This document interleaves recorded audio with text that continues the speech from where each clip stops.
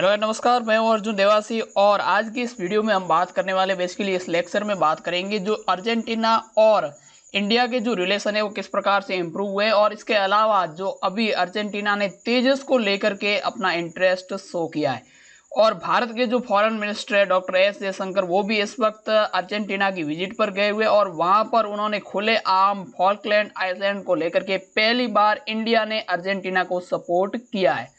तो क्या इससे यूके और इंडिया के रिश्ते कुछ खराब नहीं होंगे, इसके बारे में भी हम चर्चा करेंगे और बेसिकली जानेंगे कि फॉल्कलैंड आइसलैंड का मामला है क्या। तो यहाँ पर आप देख रहे होंगे ये आर्टिकल है और यहाँ पर Argentina show interest in India Tejas fighter aircraft want to trade in local currencies. तो बेसिकली यहाँ पर एक तो मेन टॉपिक आया तेजस को लेकर के। बेसिकली जो अर्जेंटीना की एयरफोर्स है उसमें इस वक्त एक फाइटर एयरक्राफ्ट की ज़रूरत है, उसमें तेजस फिट बैठ सकता है क्योंकि चाइना वाला भंगार है और इसके अलावा यूएसए अर्जेंटीना को अपना फाइटर जेट बेच सकता नहीं क्योंकि इससे यूएसए और यूके के रिलेशन खराब हो सकते हैं। और दूसरा यहाँ पर फैक्टर निकल कर आया है लोकल करेंसी में ट्रेड करने का, यानी कि डॉलर को साइडलाइन करके जो अर्जेंटीना की करेंसी है पेसो और इंडियन करेंसी रुपए में ट्रेड करने की जो बातचीत यहाँ पर हुई है। थर्ड यहाँ पर बातचीत हुई है ब्रिक्स को लेकर के, यानी कि अर्जेंटीना चाहता है कि उसे ब्रिक्स में शामिल कर लिया जाए। और इसके अलावा तीसरी और चौथी जो मेन हुई है वो हुई है यहाँ पर फॉकलैंड आइसलैंड को लेकर के बातचीत।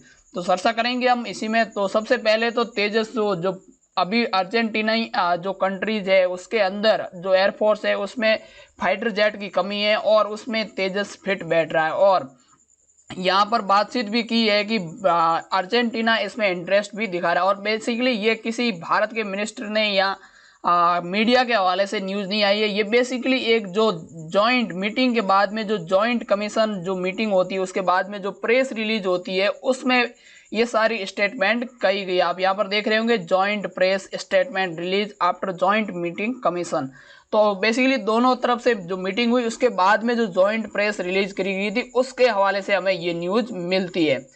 नाउ यहाँ पर आप देख रहे होंगे ये ब्राजील, ये पराग्वे और ये अर्जेंटीना। तो भारत के जो एक्सटर्नल मिनिस्टर है जो ऑफिशियल विजिट पर गए थे ब्राजील, पराग्वे और अर्जेंटीना की, और ये बेसिकली 22 से 27 2022 तक ये विजिट होनी थी। तो सबसे पहले इंडिया से गए ब्राजील, ब्राजील से फिर गए पराग्वे और पराग्वे से फिर गए अर्जेंटीना। तो बेसिकली ये तीनों जो कंट्री है लैटिन अमेरिकन कंट्रीज है, ये बहुत ही इंपॉर्टेंट कंट्रीज है। अगर हम ट्रेड को देखें तो भी या डिफेंस किसी भी तरह से देखें तो ये तीनों कंट्रीज हमारे लिए बहुत ही इंपॉर्टेंट है। और आपको तो पता होगा कि ब्राजील ब्रिक्स का भी हिस्सा है।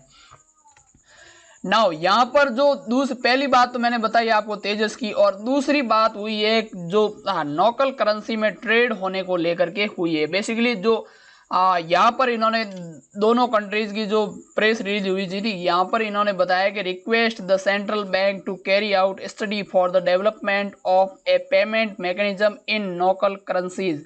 बेसिकली लोकल करेंसीज में ये ट्रेड करना चाहते हैं क्योंकि आज के समय में डॉलर एक बहुत ही हायर रेट पर है। अभी लगभग एक डॉलर के बराबर अगर हम देखें तो करीब 80 इंडियन रुपीज हो गए और इस प्रकार से डॉलर की वैल्यू और बढ़ेगी क्योंकि यहाँ पर यूएसए अपने फेडरल रिजर्व और बढ़ाने वाला है। तो इन डेप्थ हम भविष्य में देखेंगे कि जो इंडिया की करेंसी है वो और गिरने वाली। तो इसी को लेकर के इन्होंने यहाँ पर कदम उठाया है कि हम किसी थर्ड करेंसी से ट्रेड न करके अपनी अपनी लोकल करेंसी में हम ट्रेड करेंगे। इसके अलावा जो तीसरा पॉइंट यहाँ पर राइज हुआ अर्जेंटीना के द्वारा, तो उन्होंने यहाँ पर कहा है कि हम ब्रिक्स में अपनी मेंबरशिप चाहते हैं। ब्रिक्स में आपको पता होगा कि ब्राजील, रशिया, इंडिया, चाइना और जो साउथ अफ्रीका इस वक्त इसका मेंबर है। तो अब ब्राजील के साथ अर्जेंटीना भी यही चाहता है कि जिसमें ब्राजील है उस ग्रुप में हमें भी डाला जाए और हमें भी ब्रिक्स का हिस्सा बनाया जाए। तो ये बात हुई थी। इसके अलावा जो अभी जुलाई में जो बाली के अंदर G20 फॉरेन मिनिस्टर का जो समिट हुआ था उसमें भी ये बात यहाँ पर राइज करी गई थी और यहाँ पर बताया गया था कि हमें भी ब्रिक्स में शामिल होना है। तो ये दूसरा पॉइंट हो गया ब्रिक्स को लेकर के। और अब तीसरा पॉइंट यहाँ पर क्या हुआ था, तीसरा पॉइंट यहाँ पर जो मेन पॉइंट भारत के द्वारा उठाया गया वो था support to the resumption of negotiation to the find a solution to the sovereignty issues related to the questions of the Malvina island. यहाँ पर आप कंफ्यूज हो रहे होंगे कि यहाँ पर मालविना कहा जाता है, आपने पहले फॉकलैंड कहा। तो बेसिकली ये जो स्टैंड है, मैं अर्जेंटीना की तरफ से इसको मेलविना कहा जाता है, और जो ब्रिटिश है वो इसे कहता है फॉकलैंड, मतलब यूके इसको फॉकलैंड कहता है, और जो मेलिना है ये मेलविना है ये कहा जाता है अर्जेंटीना के द्वारा। तो आपको पता होगा कि ये अभी तक यूके की कॉलोनीज है। आपको पता होगा कि यूके ने पूरी दुनिया को कॉलोनाइज किया था एक समय में। तो उसी वक्त से जब अर्जेंटीना तो आज़ाद हो गया, लेकिन जो फॉकलैंड आइलैंड था जो हिस्टोरिकल अगर बिलोंग करता है अर्जेंटीना को लेकर के, वो अभी तक ब्रिटिश के अंडर है। तो इसको लेकर के आपको पता होगा कि एक वॉर भी हुई थी जिसमें अर्जेंटीना हार गया था। तो अब अर्जेंटीना ये चाहता है कि बातचीत के जरिए हमें हमारी टेरिटरी वापस दी जाए, और इंडिया ने, मैं कहूँगा यहाँ पर पहली बार इस पर स्टैंड लिया, और पहली बार किसी ने, इंडिया के जो फॉरेन मिनिस्टर है या फिर किसी ने भी जो इंडियन गवर्नमेंट को बिलोंग करते हैं, उन्होंने इतनी बड़ी बात की। और यहाँ पर इन्होंने लिटरली ये भी नहीं कहा कि फॉकलैंड आइलैंड के बारे में हम बात करें, यहाँ पर इन्होंने अर्जेंटीना की भाषा में, जहाँ पर अर्जेंटीना मेलविना कहता है, तो डॉक्टर एस एस शंकर ने भी इसे मेलविना आइसलैंड ही का। ये बहुत ही इंपॉर्टेंट है। और इसके अलावा जो इंडिया का जो मेंबरशिप है टू न्यूक्लियर सप्लायर ग्रुप में भी अर्जेंटीना हमेशा इंडिया के साथ खड़ा है। नाउ यहाँ पर आप देख रहे होंगे ये ब्राजील है, और यहाँ पर ये अर्जेंटीना है, आपने देखा, और यहाँ पर जो ये दिख रहा है ये घेरे में, ये है फॉकलैंड आइलैंड। बेसिकली ये इसका पूरा मैप है, ये पूरा का पूरा फॉकलैंड आइलैंड है। तो ये अभी तक ब्रिटिश रूल के अंडर है, और यहाँ पर वॉर भी हो चुकी है, और इस वॉर में अर्जेंटीना बेसिकली हार गया था। तो अब अर्जेंटीना ये चाहता है कि बातचीत के जरिए ये फॉकलैंड आइलैंड उन्हें वापस दिया जाए, क्योंकि ये हिस्टोरिकली इन्हीं को बिलोंग करता है।